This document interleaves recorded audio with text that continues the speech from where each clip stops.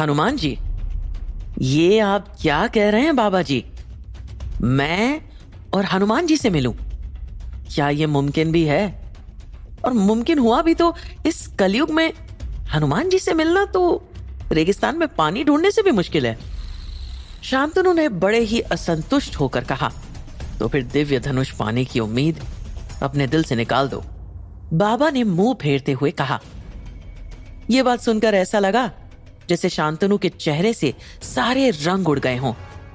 उसके होंठ सूखने लगे और उसको लगा कि उसे कोई चीज बहुत कचोट रही थी अंदर से। वो बाबा से गिड़गिड़ाते हुए बोला, नहीं नहीं बाबा जी, वो दिव्य धनुष मुझे किसी भी कीमत पर चाहिए। शांतनु की बातों ने बाबा को आश्चर्य में डाल दिया और बाबा ने पूछा, तुम्हें आखिर श्री राम का दिव्य धनुष चाहिए क्यों?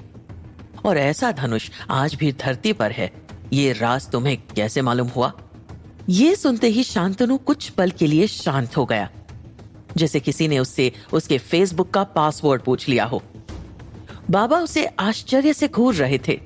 आखिरकार शांतनु ने परेशान होकर कहा, मैं एक आर्कियोलॉजी का स्टूडेंट हूं और अपनी एक रिसर्च के दौरान एक गुफा पर लिखे संस्कृत के मंत्र से मुझे पता चला है कि ऐसा दिव्य धनुष है। और जब से यह जानकारी मुझे मिली है, मेरे जीवन में अजीबोगरीब घटनाएं शुरू हो गई हैं। और फिर कुछ ऐसा हुआ जिसने मुझे पूरी तरह से मजबूर कर दिया है। आप यही समझ लीजिए बाबा कि दिव्य धनुष की यह जानकारी मेरे और मेरे परिवार के लिए जिंदगी और मौत का मामला बन गया है। अगर मुझे वो धनुष नहीं मिला तो मेरे माँ बाप की जान जा सकती है। ये बोलते ही मानो जज्बातों का एक सैलाब सा उमड़ा जो शांतनु की आंखों से बहने लगा। शांतनु की आंखों में आंसू देखकर बाबा के माथे से शक की लकीरें गायब हो गईं और उन्होंने बड़े प्यार से उससे कहा, बेटा, हनुमान जी संकट मोचन हैं, जो हर कष्ट को हर सकते हैं। वो हनुमान अष्टक को धुन के साथ गाने लगते हैं। बाल समय रवि भक्ष लियो, तब तीनहु लोक भयो अंधियारो, ताही सो त्रास भयो जग को, यह संकट काहू सो जात न टारो। देवन आनी करी विनती, तब छाड़ी दियो रवि कष्ट निवारो। को नहीं जानत है जग में, कपि संकट मोचन नाम तिहारो, संकट मोचन नाम तिहारो।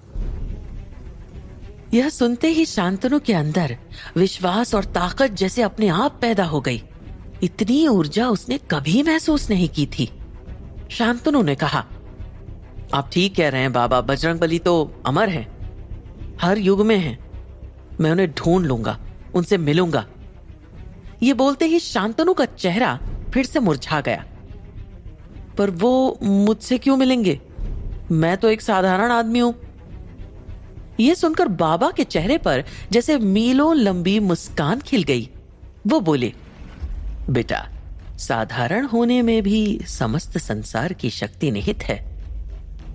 श्री राम भी तो एक साधारण आदमी थे। देखो क्या क्या कर गए। अपनी साधारण शक्ति को समझो। तुम्हारे जैसे ही एक साधारण आदमी थे तुलसीदास, पर अपनी भक्ति से उन्होंने न सिर्फ हनुमान जी को पाया, बल्कि साक्षात श्री राम जी के भी दर्शन किए। श्री राम को पाना है तो तुम्हें हनुमान की भक्ति करनी पड़ेगी, और हनुमान को पाना है तो राम को जानना होगा। उसके लिए भक्ति तुम्हें अपने अंदर जगानी होगी, और उसके लिए तुम्हें यह जानना होगा कि रामायण के बाद श्री राम, माता सीता और भ्राता लक्ष्मण का क्या हुआ। यह सुनते ही शांतनु ऐसा चौकन्ना हो गया जैसे कोई हिरन शेर की दहाड़ सुनकर चौकन्ना हो जाता है।